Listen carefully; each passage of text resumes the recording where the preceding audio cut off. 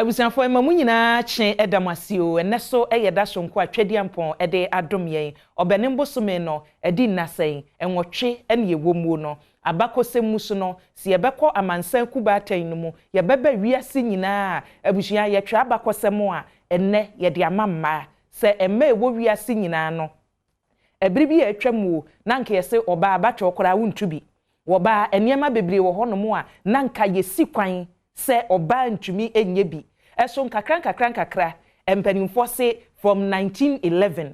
aman bi edika hyase se yeboa emma ewo wiase no yemfa da bi si ho yempri yedie mabo ene yedidimu a ene wiase ba bi o man Ghana ka ho bi yese yenni emada eti se ne wo ba wo Ghana magimu a ene yedwom a yeto mabwaninyi se wo ye Ghana ni ba ene mabwaninyi se wo ye Ghana ni ba oba emma ewo dwaso emma ewo yasenie mu emma ewo amanyose mu emma ewo nsentwere adwuma mu emma ewo Ghana nyinada ne ye kan se ye ma obibia ayiko emma abo modern o ahomache se wo sore se wo ba adwuma anopa be no miensa na wo hu ye maame mu atete kai mu ye kodwaso ye kɔ ha abusua ne ewo mu ane se aseda ene ye de emamo na enne yesi adwai no ye ne mamienu hwe ebiribi bedu ye maame mamu wodwaso ye ne mo na beba ha sei na emom ye wobi mu so a watumi aklambo leda no amanyosemu watumi akwa na soafo dibre watumi abekita bi ebi ewura mrahye bedwam wakɔ ne edikan ne etoso mienu wo preko enti enne yesi adwai no abusua ye wo emrahye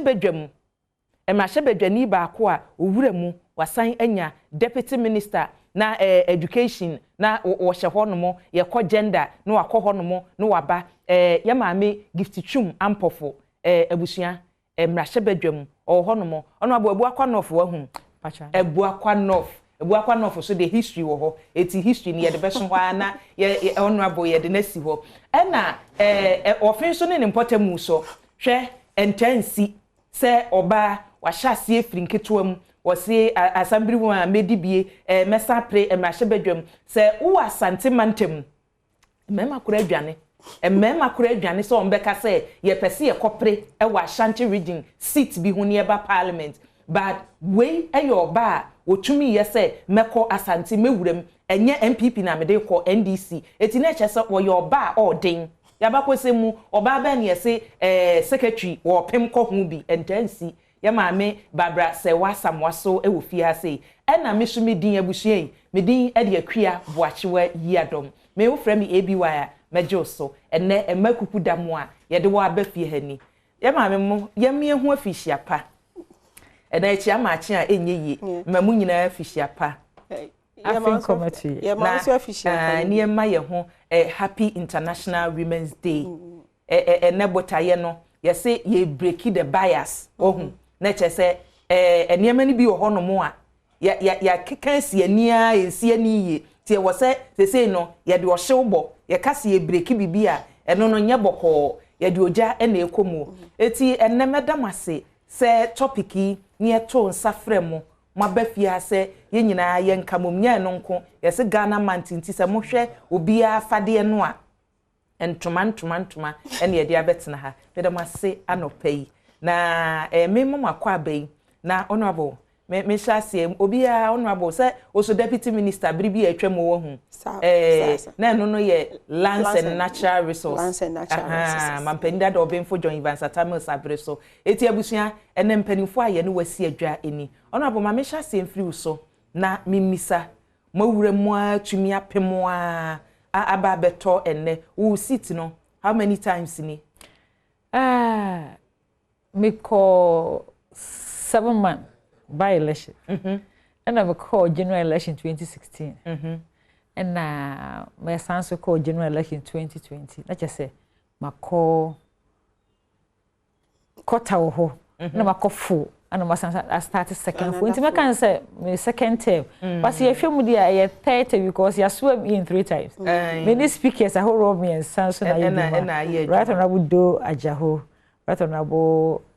Michael Kwe and Right Honorable Alba Sumana Babin. Ne say ye can one near onim corners ewo parliament onye po achi die ni bi mo ebe ni gagagra obi nya yo se o speaker no o se wan catch me eye baby ahote ni se o be catch speaker eye because se tetem ni ya the speakers no na e county a emprensa so ni na se nkakra wo tumi aba animu a nkakra ye dase enei emahye bedwem na mpese ye hye ase free anopai na ye hwe ene 40 275 na ema ne de machim pepepe 2020 40 eti wave NDC kita 20 musumu kita 20 ena mode ewo emahye bedwem me sa time I report from parliament and then enye kora na chese wo beti yesi ebi wo hono a 15 na 30 kakran eti ne 40 ne yebeka se ba kakra nanso no menyi ni se ekwa animu esa emma no amowo emrahye bedwam no kwan amofa so eye madwuma empempenso amaduro akwanya amema no enya no so far kakra mo so mo be mo no abo medasi mechia adofo ehweye na wontie ye no pe na mama manyina etiri nkwa afihia pa ene ayiko e kase bubodi a first lady second lady ene ye mame na nakunu duaje man Rollins ukaga na manyo se mamu ni die enye yi anti Teresa Kofo ye mame papa bi na anti Lodina ene Ghana manyina party women organizers Mami ke Jemfua ane NDC women organizer yebechie wonyina mame hana bisi good yebechie wonyina mo wonyina etiri nkwa afishiapa ene ayiko efise amanyosem no kan no na eye memedwuma enti emema no edikan eye adwen dada na ma ye kan se eye memedwuma efise parliament de ye kwoto adwen yeti ye fie mu ni ahemfie sasam yiri yenso ye kobita kokora na ye bisa brewa enti amamre no wo ho na ya dane baby upside down na ema so pedufudie kakra eno so ka ho na ye mu bebre amakwan ya kan ya hye kakra efise sa ka se ma pedufudie a kire ho mam kakra wo se woni oba ko baby na nkonwe so na be meti ekonwa so na ogba na no aide ladies first if ekonwa me ntina so o se uma obi kwan na se wa mrenti ogige wo so a obesin sisiu so no de asisie na eba na nipa ba kwa wo yade edu ha wo si wo se ma de nti fama edu ha de e nyina yepe that be we have to be real so what I say enti no anka ya mamra de fa baby titiri pa sa yen a odofo menje manu nsi bone matwili afo ne de yen take decision bia yen fro ba peni obusu no ye ne edi enade no other tribes no minimu bebre ntimi ntumi nka but yen a ye die enade ne de ebusu agapade na ye pe bebi de si o ye fro ba so decision ye take ukrom ho na decision ni aben so se den ya ebeka se ye tu agina kura ye free agina tu ni din se de ekobi sabrewa se ye memma tane kura na ekotu agina kasa ye kan se ye kobi sabrewa che se abrewa trimu na dwen wo ene de obi ntumi anyi free ye nchen nanso ya mamra bi efa baabi ene evi esuma horo yesom ene mpo adesua ne hwehwemu no obanwu se ye keka nsem bi saa na ma oba no other say wa feel say o won comfortable lead oba comfortable lead ni de na wo ho efe na gire da wosim na woni mu dadwa na hwe wonentu na hwe eboboko oba me bi o woske ba ba waawo na ahye wutirimu se esanse wo saa ne meyinti ehia se wo pem ko woni se wo bre wo ho bebre edin ya na opanyo bi na baba waawo ya kanu saa bi okwa na nyame mo na o mame aka bi na wona na ka bi na wo da show tim se wo ho afa ne de woni hawo enso ho fa entua ka wo se eye Ghana for ene bibifo adwen we boast of raw materials se wo ho fe na bi baby obi be se wonim nyam na wotiko nyam ana wachiri nyam te bebia wo ho obo na be kata wo ankasa wo ba no hu na wo wo yo ba no enso aye raw material ti se wo se ye wotimba ogana ha de bia me kata sa nwom dada na ye to ye no o se ye Ghana embo ne ma ye wotimba ye okoko na ye de na ya besisi yan agiko enra me kan wo baby se akotia ne odan won so warede ya kanfo agro won di dadaada ena munim dia na ye ninti no kan no na akotia ne odan na won wabu bi honfefa won de to ware sana e diamond enti akozi kokko ba yo behu na kofa polish pebble anya hwinim no de bre won no bagege ebo na won de to ware ni nyina ko ye hu say diamond na won de how many tons only God knows raw material se nipa no and develop no ho na nimdia meka ho timber ye timber e soja se carpenter ni bi ensua se ne odi timber no be ya konwa timber yeja o hwi asa odi ebidie na so wi asa na mom se carpenter ni bi nya ni mudia na odandan timber no ema eye furniture odi bodan so a finish no ho se wo enu na timber no ho won faso enti mi nua ba o ho afa ahofa de owo bi obi ho ka unu yonko ba ka se wo baby wo ka se yes ne ho afa fitinity but a raw material eti na che se ye hwa dwen e da nipa nitim ye hwe nipa na nkasa se o ade value bi etu ono ne ho se me ho afa de nanso no enwo se ma ho ofe na chi ni me bie ma no a na obi ye ko na chi se o se ne aka nyina ye tonturo wa mo e wo se ye hwe na se oba bibini a na school a no wakọ ehihye bi a na ade aka ho ne wo kan kosie ni me ka ko nti se nti be mo ne be ware wo na ho ofe no wo pe wo ma ema ne ho ofe ma ayampa enti no enna wonim se ebibifo nso ye de dom na ye yade enne na akosi kokko abetu yamfo na yesi family plan na wo mienu a yesi jai anasa wonka se wadwuma kura emma wo ho kwan enso kura science kura de kwan so ato se wo pese wo ye dwuma na wo dodo a ekwan da ho se obetumi abo ho so nko a enti no obia oba no ho afere be ma be wa because obewu ma wo ho afa gufio yempe be bia ya wo hwe ni mu anhwe enti no na mom se be ma no niema enkoyie kakra ne sikasam no enkoyie kakra pe na se na hyase na ohwe wo no emma pe obi hwe aside go bi so obi aburu no ama oburu no so ontumi njae ware no adentia enkrani be se no kofi oni gbomo baye oja ware no ho a ni obedi oni bi ni obeda oni bi oni busumi aketua ontumi hwe nkwala no enti na aware no nye ye gu nenimu asese oba yemfa no nye hwe enso kwa enye yi enu nti no ama ye gigi niema bi so eni nsem keke bi owo aye owo mafra ho afaye ne mom asese oba no de ho gina bebi a se basa sabutu ku a obetumi hold for owo nimdie kakra uwo ensanudwuma kakra mimi ye TV zimeka ensanudwuma na wo ensanudwuma ensanudwuma ma no wo awara ne ho afe no na wo ho afe no osi manye dwuma banene menkoye ubetumi bu U10 esua bibi ahene na wo beye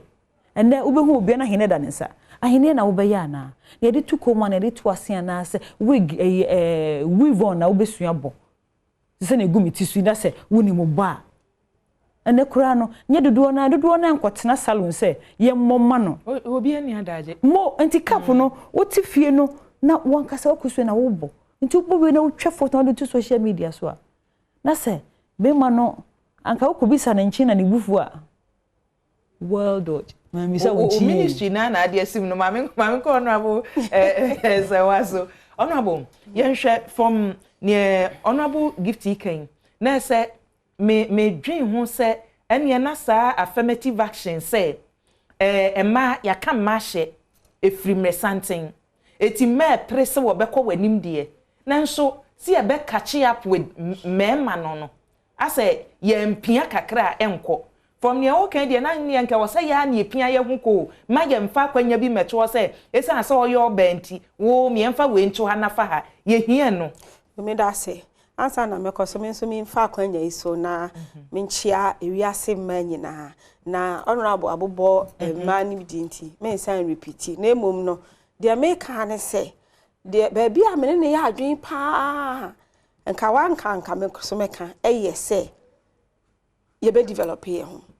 because you find say me sesi a meti hoyi mani me hwene me nsa say ye fesen a me ni contribution bia wo man contribute bibia to sa beauty no ana say me tinwi egu machi ne de ma nantu asisi for me o contribution nim de a wo betimi a contribute any sane a wo de wankasa wo be ya aka ho nyame de chair wo ne wo ya aka ho no de wo ya aka ho no ena ye wo contribution a de be ma wa ye mu a affirmative action eye pa because you discriminate against a ma ache enti se ye nyina ye betimi aba begina level bi a ebe ma ya ye pa agi se ye discriminate in favor so kakra na mom sa affirmative action e betimi aye ye na ye timi akoso aka ho asem a ma na ye ma omo opportunity affirmative action ti omunya opportunity no e de no mo ye ya ma honorable ebe ye deputy minister of education no e de no ye me nso me nya akwanya ebe ye deputy minister mire bi atwam anye bia na ye ministry ho a ye bebo mi din akade asem enti ochina bi no se ye ba power biom na se ye Yiadom mama obo ma abaso a dwumadi a me di ye ebe ma na san akase me mfa ma ni bi nka ho ana na me di bi ba e ba ye no mo ya ade enne nyame adaroma me ye deputy general secretary de ma NDC ochina bi se me ni ho no mo a NDC fo benya kokoduru asan ato ma aba ma oba se ono so meye deputy general secretary oni deputy general secretary oba di kan ewo NDC not NDC mpo ewo e fa NDC ni MPP amanyu oku akese e Ghana ha ni mi eni de me ni oba me di kan manya sa opportunity ene na CPP for so yi general secretary oba nenti no se ochina bi mituma me ya ma adwen se me ko contest general secretary na ye opemu kwatakwata na NDC fo benya kokoduro se ye de deputy ma no wo ye ni ye nti ye de general ne ma wa wo betimi aye ya ma me professor Nana Opoku-Adjei ebra ye bo ni din se oye omeye Frankatufa bedi e chana se running mate enfama ye rama o kan asem bi o se ene epono no abia ama no na de o ye ne se obekita pono nim ama ma ni bi awuram ana se obetum se na obetum baby opportunity na yen anyame aboa ya ma yen ya be ye yenya baabi agina no obra ya bebo anamo ya ebetu ene be ma Ghana fo anya kokoduro so e ma no betimi aye so far no ye ya ade ya ma no mo call parliament no nia omo ye nti ena ya free 15 free 25 ana ya 40 so omo call ho no omo call serve nkati ayache ene kati cake ene chocolate kono anuane ma ko ye take away nka menyi ni se eno mbeduru 40 enti enya enough se obeka se yenya affirmative action ti oti ho a polish wani fefefe se dem polish bi dia mamu aye fe nti ya fa nkosi ho no because ya du kosi ho no kra no a sina ye de wasi ho no juma obedi ene be kire se wan kasa kra bekoso atena ho anase ebe yi wafiri ho nti ehu hia pa ha se ma no ye priko yanim no ye pa affirmative action ye pa yi ukọ yi parliament amre bi na ye fight so mo ye introduce quota system no so sa na ma nyina betimi akoso a se ma ye betimi a push na leadership role ye nya dodo a na ye nyame ama ye opportunity ama ye duru ho no ye bra ebebo enye amanyo sem nko a ukọ schools na so be a headmistress and I will be a house mistress ana juma wudi no e mama na wo wachi no so nya opportunity sa wo ye hairdresser na wo ye ni yi a e ma wadwuma die na nipa nya gidie wo mu se na wo ha wa ye ni yi wo china e na wonim se mema pam ma ne ma pa achen ma sa wo pa kabane ne ma ya ye hyefefefe ya e mema pam ma de sene ma na so se wonim oba wo gidi se obetimi apam wo de ama na ye fa asen be ma wo fa nkoma be ma enti sa ade pam kra na watimi pam a e wasa wo pam obi ahu sampa oba ai pam ka be watwa ama na ye fe said the bear or baby de bro se pamo who could draw so the brow or be pam ye. And tina many honorable ya dream piece say, ya and cassa mano. E wo musa affirmative action ye. E wo musa near my ye pring in a ye. And na di women's International Women's Day. Ya de wha ye home. Ne mom say betimi akoso na mama ye nya baby agina. Na ye nso so e wo say ye boy ye homodi. A modern mono na me masandi bisa honorable so far. We share opportunities kakra ye menya ewo mayimo. Ya benya first speaker of parliament ye oba. Ya benya chief justice oba. Ya benya attorney general oba. And name so her universities are whole way wo Ghana. Metumi aka say ben me ensade vice chancellor se womu eyoma University of Ghana Legon he find the University of Cape Coast dey no oba wo hu ansa na Ken University so aba be ka ho. Eti nka kakra yesi ye breaki bias no enka ye koyanim ba wa kan bibi se e wo se mu amadi kan no munya opportunity no a se me ye ban sentwere adwuma yi mu a opportunity no aba mo baby am we opportunity no ebi aba so far wo hwe nipa no a munya saa kwan no a matumi aye bibi a ye betumi aka so we de ma na ba ye nyina no o ma perform eti se ye kasa ye agibi aka ho a ye bisa for more ye di say ye bisa me say me wa me ya wa kekra me kan ho bibi kakra se wo hwe se ne ane wo fa na ban mu impo as infan say amanyo sem kra fi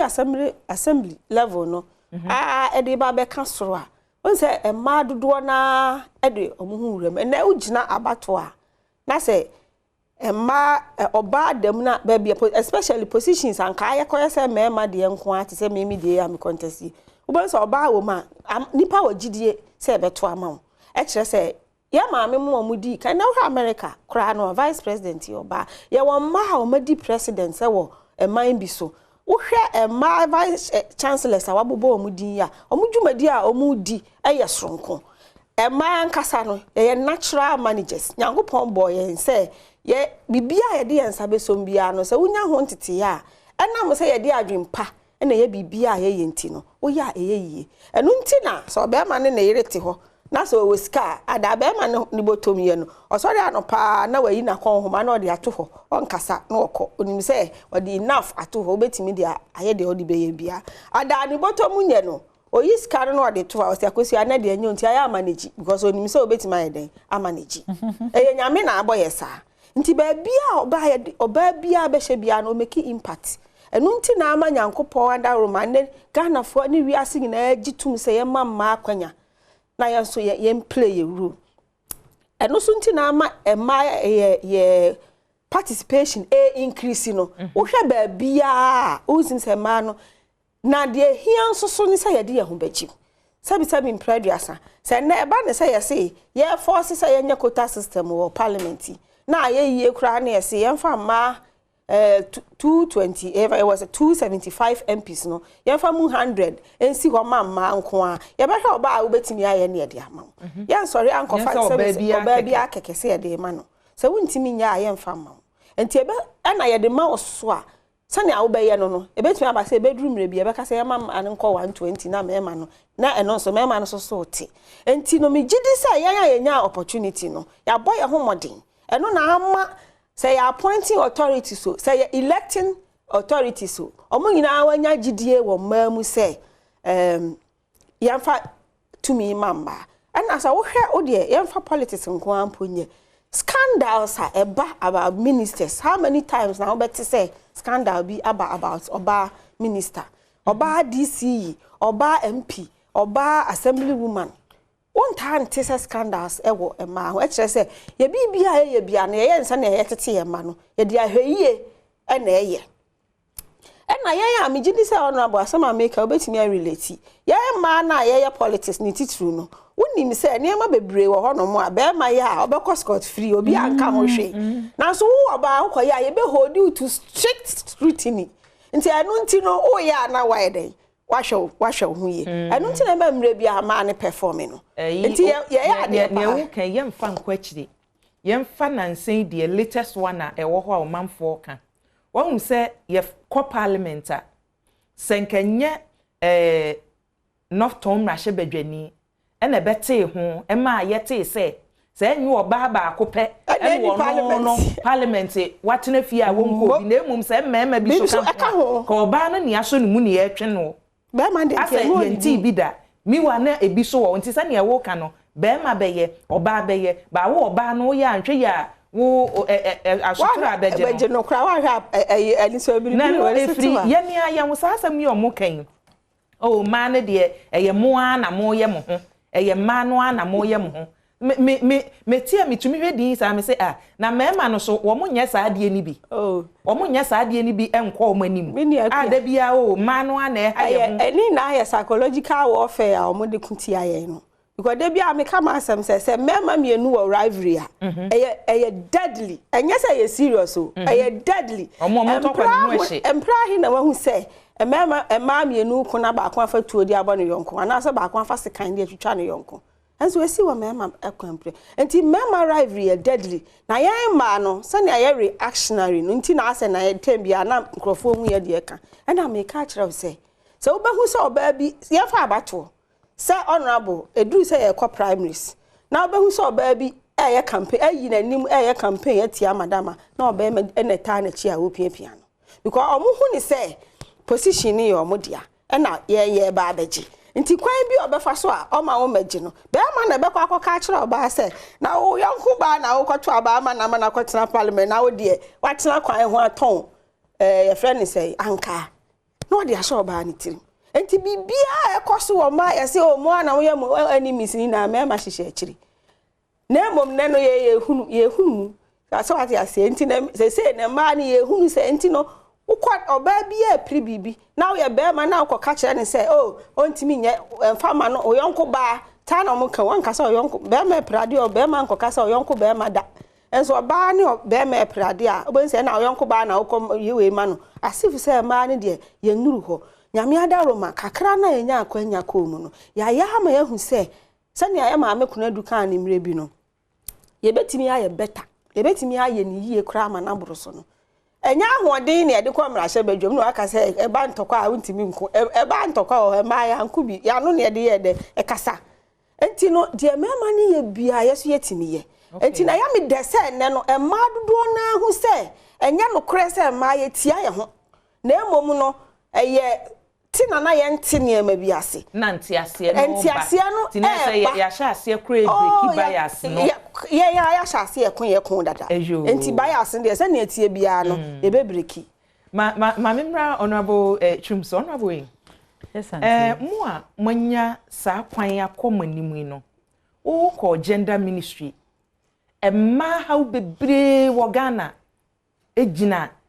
sa gender nsem no mu mu ministry no na mu betumi aboa yen ye fa emma so oba kwa wo so wa wo akwada no adidam ne de bro ye se friend cerebral palsy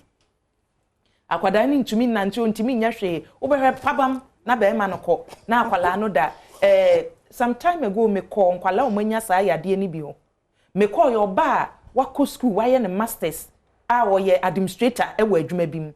owo sa akwala no be ma ni gya no hono oba na gya na adwuma na one akwala ni tifie na ese wo sresra de be ma de hwehwe na ye hu no mo ministry hono mo se ye nhyehyɛ ya bɔ ma ho ban oba wo se meti awade ase ye tete me pese wo kan bibi se onye adwuma enti ohun ba bi obekɔ obi so hono mo a watumi kura akɔdɔ su hono no because onim se me kɔme ma me ho e be pam me e be kasa me nsan kɔtena awaye na se yetumi aye nhyehyɛ bi se ye wo ba bi a oba asɛm no ba hyehyɛ a ye mfa wo ntena ha kakra ni nyina no ministry no mana mo wo honom no die na matumi aya mbetumi aka so ye kɔ ho no ya yewe ye de aboa ma ha me dase na wo twumi akɔ no go area ma nye go area if say me fi gender 2019 before I will be free hono so, no I'm not talking about a nedia ya yo makɔ ho enti e bia ye kodu ho no and ye wo kan yetumi ye free ha be see ha yetumi koye se fa ma domestic violence ya bo baby hin na wo se ye de wotena emmo e wo se ye bi bedru ha me hu ne emmo koye no mo ye as of 2019 renovate your shelters wo Medina wonga won was sa hawo no sa obe reporter e bi ene e do betina kakra na na oba ko nso wo kaneshi few ones a report genuinely no inya baby do want na ye kakra ana ye ne ndi NGOs bi nso di nkita ho bibre one so say complain ba inya baby edwan ko na asem no ne ahom tene se oba no a wa report no wo se esese ekomram na wo baby man tene se ma 10 korposo ni ku abo no na wo se sa de yemfa be ma no enko court na yenya hihye yehu se ni sije bo ho ban a o se mpacho de bi nkwala nti wo be manua eba no manua omo asa be sumo omu me se ma 10 ebe report obe ba na ni hu apai na no ho na wo de bufuo na kodopsi fo no se no ye dwuma bomu pa on human trafficking and domestic violence. You see, on domestic violence secretariat, the whole directorate. One beshe say, and yes, I will send a TD. Could you please for na for the man in court na bibi? I dear bet you no ban was I about. There be no person can who on a kakra no jai. Kosi. Kodem koda. Nina now said, I'm more for a womb. Enti on pese wo de be me kokko na de ne koto afiase a ha na behwe ne ba ye social system no ye develop ndu level bi a obeka se ni pohwe no ho ni ho emfa ye ho sabrede ye yuri ye ho school feeding wo ho ye ne de kakra bofa ko school benye duane edi nyame adom na nka de edi ye nya pa ye JHS abofa wo de basa wo de ebuso ne to lipuso abofa be all lipuso buso no lipuso bi ye hwe se obekọ school feeding school na je sanya hwe kwa na bofra no wo aduane obedi baako na lipu no nso busum mienu bia maame no pe mofra wo fi ho no obenye sika kakra obetumi kura de aye bodwabodwa se na etem bia obenye aduane ma ne medi na mo na nka du JHS registration no a na maame no ana efi sa onya sabrenso JHS registration no so nyame adom e free and free SHS nso aba entiama no awon ni abre kakra bi no lip no ko ntumi de kentin ho kakra fi se wo fe nkotu registration JHS level no na SS no so de nyame adom aye free entiama no ebi enya kokuduro eni ahotoso se enya hwekura no se be ma no kwa enam sa ne ma mabobodi nti no mo fa no se meni bre ni me lip sika ketwa no a de ye bibi nkitinkiti me ka che wi se batan de otongare de sikredi nkate say beye mfaso doso kakra wasa ne ma no na oba no so pon a obenye biedi na chese batan ton semna enti na egusu that time ne mo yesa nkita hodie na wo se binum agi wo ho ekọ baabi obi maame no bibi sa na ugya wara na edine to lip so o se lip sika ne ba na ne ma ne doso kakra enti na ne sika ne mu odu kakra o ti sika ne me saka pe me de ye bodwobojo se du a adobre pe na me de akofa by day ne akodomefo abom kofia mam na ne aka no oba me ya mete won kakran eno na Am saying a lip no, if we win off was a honorable day, me winning me off answer. The epokura is so to good. And since Sashi Shano, a buyer I and she be through Ministry of Gender. And the NGOs and so a bois, a quite who be brave. So, but a kakra can say, ye need na ho papa. Nimdian was a course we can Indian ho asem. Sawuma above freedom. Say be o mo discuss on fendidwa edu o bi o ha awara na ye say ye na be mo na san ada na gisika no obi o ko de lipsika na iko no be mo no so no ye head of the family that na won function in some now they shop ban is be me nso obiri mo ba no kwa onyesika no de akobro wo de lipsika na mo ba no a anu yetumi ebusu tumi si hu nkonwa be mo na ye busu yeti ani afesika na hye be mo nse be mo no so be sika no ntono kura onye beneficiary ba na ebe enso be mo no amamre bi na amamre no bebre wo ha o say African educational system yan twro enti obi aso fa bi a bebo ano a no de ye dwuma to an advantage me kasem ba ko a ema bi abuse ema ye kaseti ema bebre widowhood kunayo your traditional system no